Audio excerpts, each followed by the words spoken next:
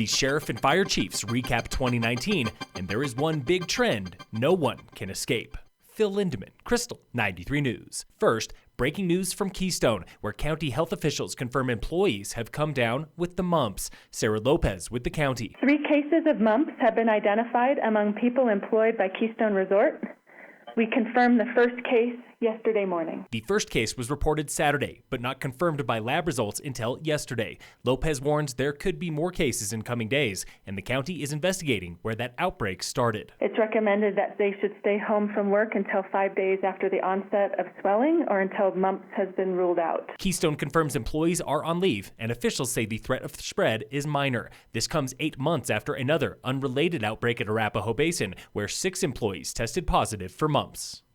What a difference 3 days makes. Summit Cove was negative 25 this morning, nearly 80 degrees colder than Sunday's record high of 54 degrees. Local wind chills hit negative 40 today, and the lowest low was negative 43 at Antero Reservoir south of Summit. And now the snow arrives, with up to 3 feet in the forecast by Saturday. 2 of 4 local towns are canceling elections this April due to low candidate interest. Dillon and Silverthorne will not hold elections after just 4 candidates applied for 6 empty seats. Incumbents fill the remaining 2 seats in Dillon, and the town claims it will save $10,000 on election costs. Meanwhile, Breckenridge has 9 candidates running to fill 4 council seats and 3 for mayor. Frisco has 5 candidates for 3 seats and a lone mayoral candidate. Elections are April 7th.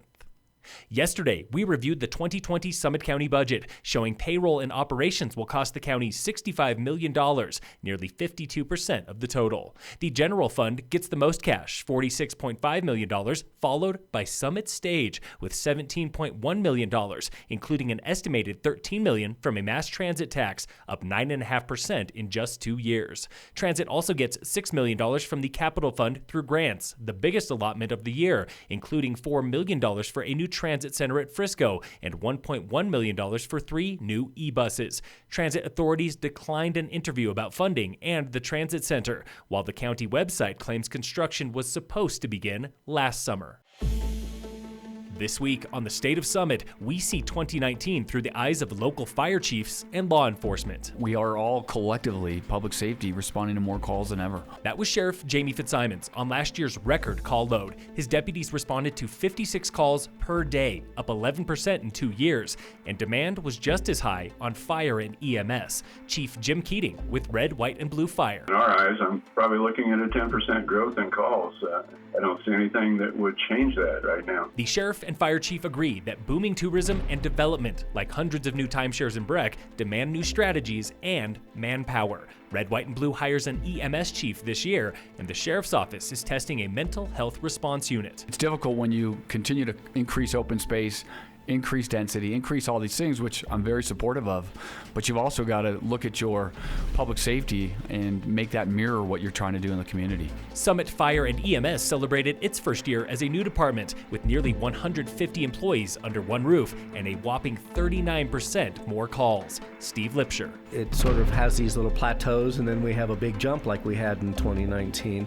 And we don't know if 2019 is an anomaly or not yet, but I think we can all sort of intuitively look around and go, gosh, it feels busy around here. Despite record call volume, data from the sheriff's office shows declines for almost every major crime except impaired driving, up 48%. But the sheriff warns those numbers are misleading. I can look at these stats and know that if we had all trained staff all deployed all the time, that these stats would even be higher. Meanwhile, fire departments are still compiling data from 2019. Tune in again next Wednesday for the State of Summit on Krystal 93. Reggae legend Bob Marley would have turned 75 years old tomorrow, and Fairplay's own Split Window is throwing a birthday bash. Every time I get on stage with my friends, we have a blast, but it's even funner when we get the whole crowd wound up with us. That was Julian Dackness with Split Window on the Krystal 93 morning show today with bandmate Sam Golgoon. They play the opening set tomorrow, Thursday, at 10 Mile Music Hall in Frisco before Marley's own successor takes the stage. Evad, who was the former lead singer of the Wailers till about 3 years ago, and he's now touring on his own and has a new album coming out, and he's headlining the show with his band called One Tribe. Tickets are still available for Split Window and One Tribe playing Frisco tomorrow. Buy online through worldmusicdevelopment.org.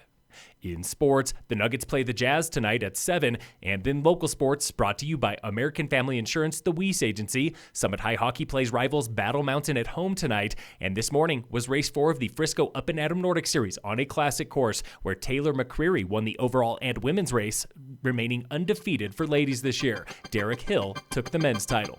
Phil Lindemann, Krystal, 93 News.